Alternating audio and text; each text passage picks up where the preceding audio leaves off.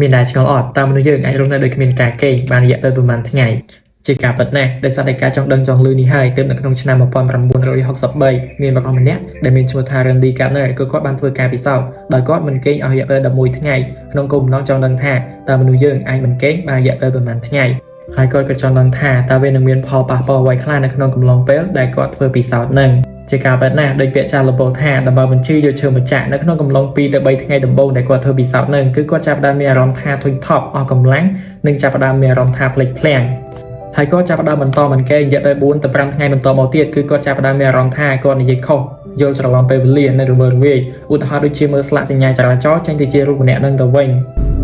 ហើយគាត់ក៏បន្តមិនគេងរយៈពេលពី7ទៅ11ថ្ងៃបន្តមកទៀតការចងចាំរបស់គាត់មានការថយចុះជាខ្លាំងរហូតដល់គាត់មិនអាចដឹងថាតើគាត់កំពុងតែធ្វើអ្វីនោះទេ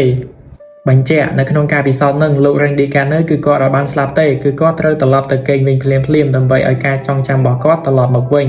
ហើយជាចុងក្រោយកុំភ្លេចជួយចុច Subscribe និងចុច Follow ខ្ញុំម្នាក់មួយផងដើម្បីទទួលបាននូវព័ត៌មានប្លែកៗពីខ្ញុំបាទសីហា